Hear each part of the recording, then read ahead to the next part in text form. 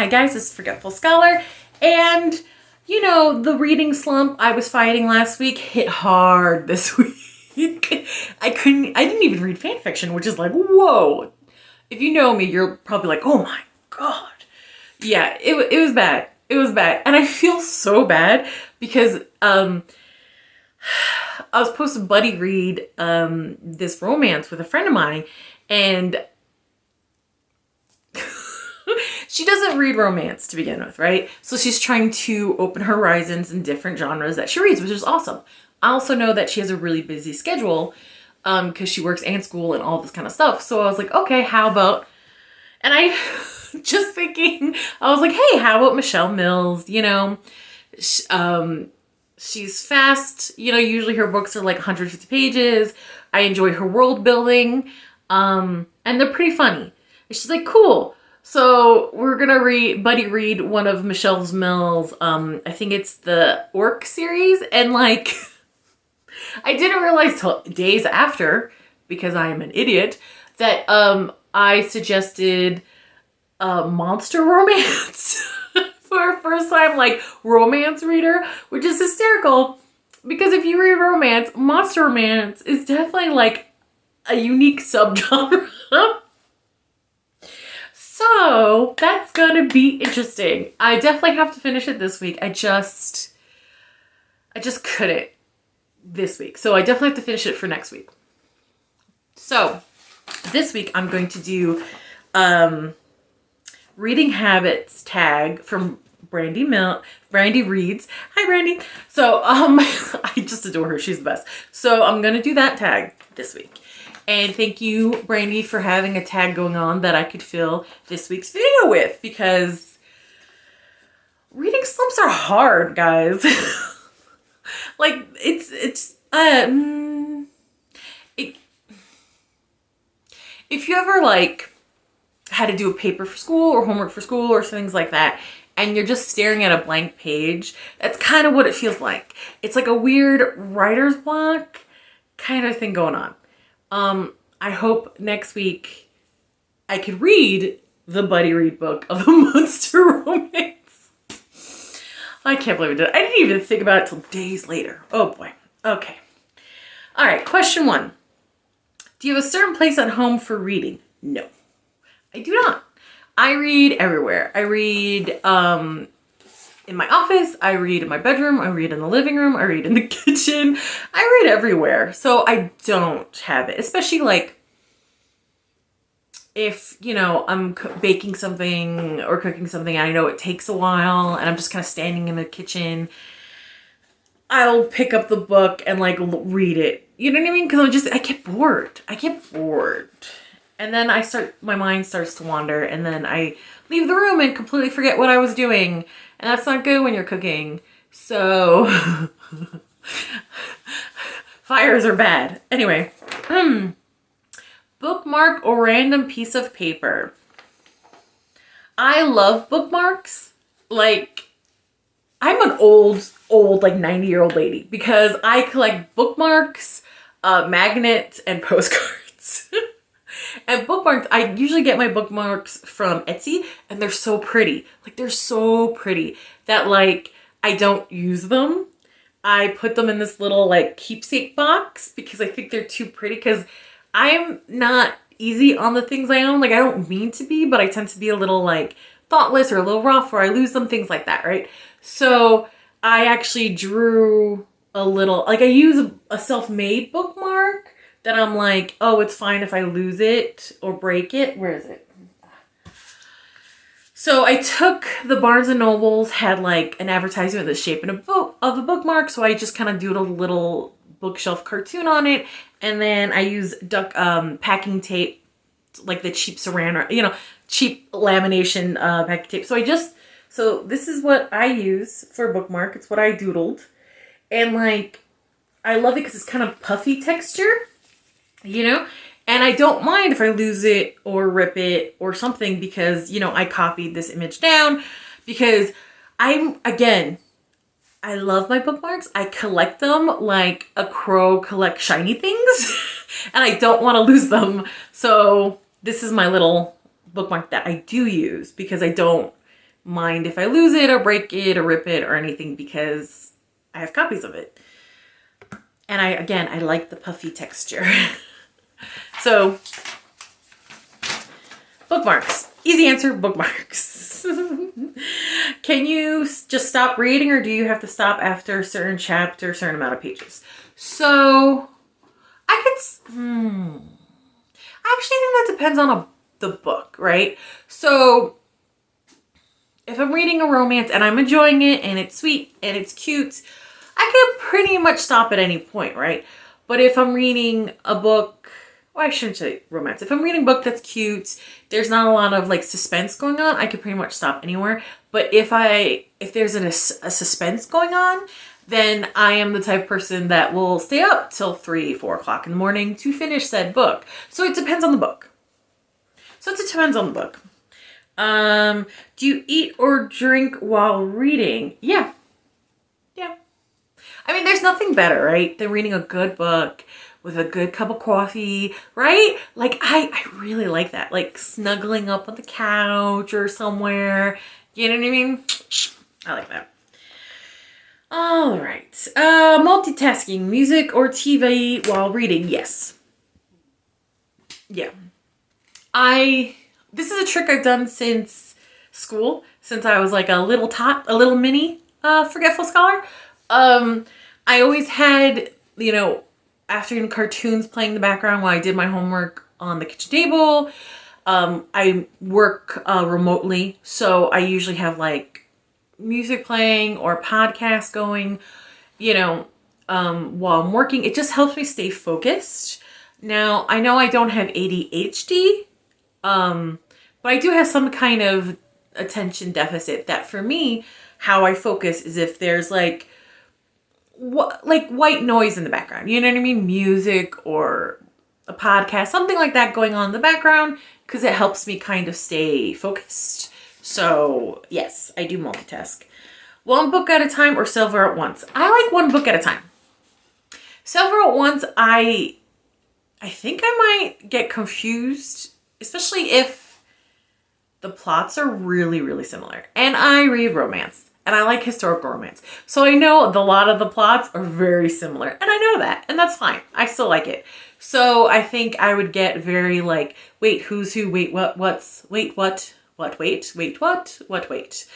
So one book at a time. Reading at home or everywhere? I read everywhere. I have a chronic illness, and that means I spend a lot of time in doctors' waiting rooms. And I find there's nothing better than popping open a book while I'm waiting to be called into the office. I find because I'm a very impatient person. So I find that like I'm not impatient. When I have, entertainment basically in the waiting room, when it's kind of fall weather, not triple digits like it is now, but when it's like a nice fall weather or spring weather, or hell, even winter, it doesn't get that cold here.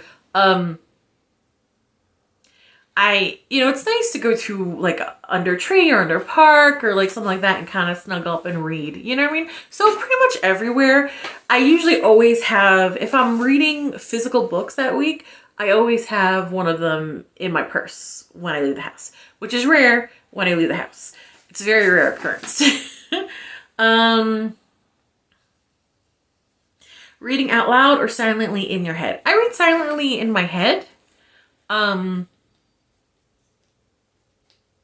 Yeah, I really have nothing to say to that. Sometimes when I'm reading something, I laugh out loud, or I'm like, oh my God, this is so dumb. That's hilarious. Like I exclamate out loud when I read something that I really enjoy or really hate. That happens. And that usually unsettles my dog that started scratching at the carpet. Cue doggo noises. Right on cue. I usually startle him because, again, I work remotely. I have headphones in. So if I'm on hold, which is half of my job, I'm on hold with the hold music and I'm reading. So there might be like copies of different hold music where you could just hear me be like, that's so dumb. Or like, oh, finally, So there you go. Do you read ahead or ever skip pages? I don't read ahead. I have skipped pages here or there. And usually when I skim those pages is when like usually when I'm reading a monster romance and the sex scene is too weird even for me. And that takes a lot. I'm pretty open-minded. So that takes a lot. So like, I would just kind of skim. Okay, all right, the tentacle's in there. Okay, oh, the tentacle has that. Okay, okay, oh, okay, it's done. Cool. Let me get back to it there. You know what I mean?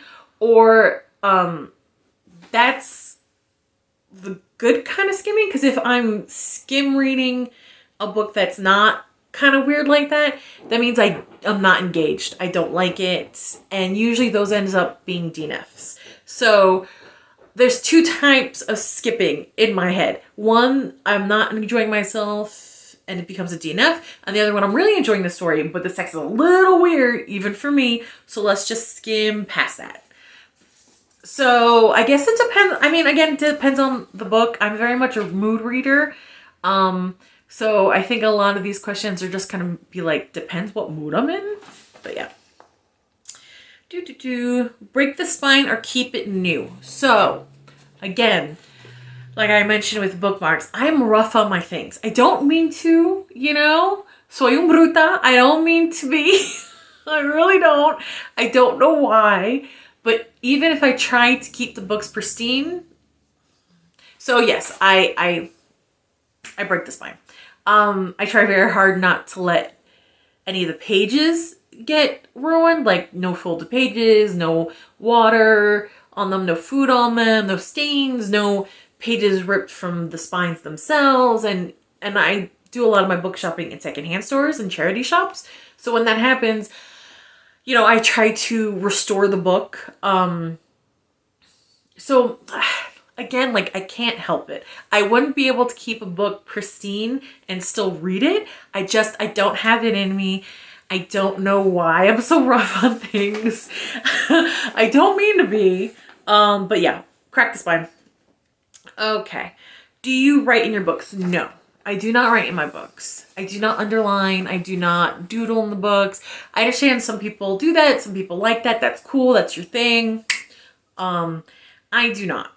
Probably because in my head, I'm like, oh, I'm probably gonna donate this someday. Or maybe, you know, one of my friends wants to borrow it. And like, you know what I mean? I don't want all my personal internal thoughts on the pages. That's what, you know, diaries and journals are for. That's how I think. Again, my compulsions are not your compulsions. You know what I mean? So I don't, again, charity shop. So I've picked up some books where like this one, I think it was, yeah, Julie Garwood, who I heard passed away. Oh man, I couldn't believe that. That stinks. That really stinks. But her contemporary book, The Hot Shot, which I didn't like, someone crossed out all the like curse words in it. So I like erased the cross out and like, you know, like with a pencil, they just like, every time there was like fuck or hell or damn, like they etched it out. And like I erased it to the point where you could read the word. And at the end of the book, it just kind of gave me an unsettling feeling that someone went through and like really aggressively like crossed out these words. And I don't know why it gave me an unsettling feeling, but it did. It was like I was getting this weird kind of insight into a stranger's mind that like I had no business seeing, and like they probably didn't even show me that they crossed out every curse word or every mention of hell or damned. I'm like, okay, they're super religious, and the way they scribbled out is kind of like erratic and aggressive, and it kind of just gave me like a very like icky, unhinged feeling. And that's probably not even the case, but like imagine, you know, you're writing your thoughts on the spine of the book, right? And then like 20 years later someone else gets that book because you donated or your family donated, you know, it goes back into the zeitgeist, right? And someone picks up that book and sees your exact thoughts. Like, they're probably not going to find it charming. They're probably not going to understand why you liked it or why you underlined it or why any of this, you know?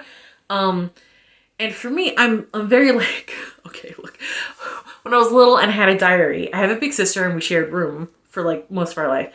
So I would write in code in my diary. Even though my sister never tried to read my diary or anything like that. It's just one of my friends, her older sister read her diary. So I was so paranoid. And this is me like 7. So this is before I went out to the world and realized how shitty it can be. So for me to like scribble down my inner thoughts on this page, whether I love that line or hated that line or what this, like, and then all of a sudden 20 years later, someone will read that. It kind of feels like someone I don't know reading a diary entry for me. That's how it comes across for me. And I understand that's not everybody. I see it a lot on Instagram, on the Bookgram, where, you know, it's very aesthetic and very cute with stickers and things like that. And that's cute. That's fine. Underlining lines that you really loved or things like that. 100%. You know what I mean? It's your book. You can do what you want with it. I totally understand that. It's just for me, my paranoid ass, I'm like, I don't want some random person 20 years later knowing why I thought this line was hilarious.